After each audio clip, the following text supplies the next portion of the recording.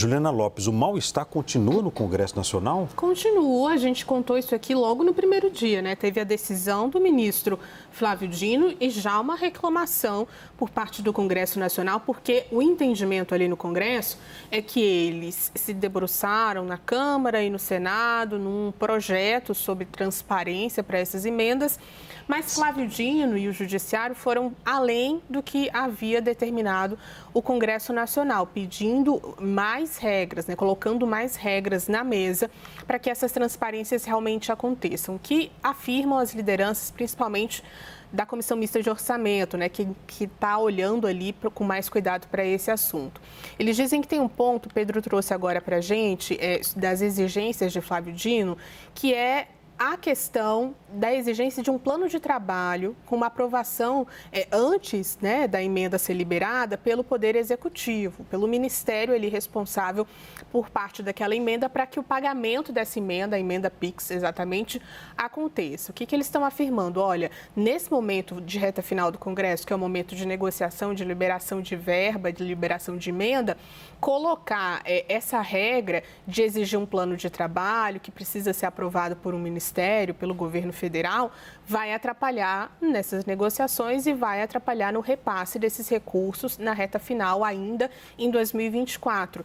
Então, esse é um ponto que está sendo bastante questionado pelos parlamentares nesse momento. As regras terem sido mudadas agora, no final do ano, no momento em que está discutindo o orçamento e que algumas questões precisam ser aprovadas mais rapidamente. Isso pode refletir diretamente, e a gente já contava aqui, na questão do pacote fiscal. Tem uma série de projetos que precisam ser aprovados numa celeridade que é muito importante. Estamos a 2 semanas do recesso parlamentar, enquanto há um imbróglio com as emendas, com repasses da União para os parlamentares e dos parlamentares para as cidades, isso atrapalha nas negociações. E aí vira uma bola de neve, Leandro, porque a gente tem o pacote fiscal que precisa ser aprovado de uma maneira célere, tem a regulamentação da reforma tributária, tem o orçamento a ser aprovado, então vai tudo se misturando e ficando ali junto, por isso essa reunião é importante agora. O presidente Lula chamou todo mundo para conversar, porque o governo estava sendo visto como mediador desse conflito, o que não aconteceu. A partir do momento que Dino negou ali as mudanças propostas pela AGU, o governo deixou de ser esse mediador que seria tão importante nesse conflito. E o conflito continua. Agora, Juliana, o presidente Lula chamou o presidente da Câmara e do Senado para uma conversa para tentar agilizar a pauta e focar na questão do corte de gastos.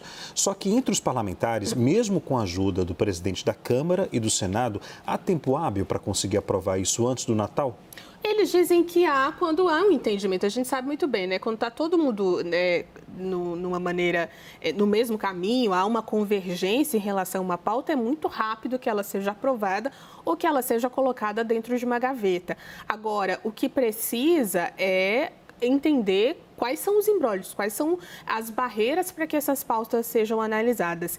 E não é de hoje que os parlamentares vêm colocando que a questão da liberação de emendas e a maneira como elas são liberadas é uma grande barreira nesse momento.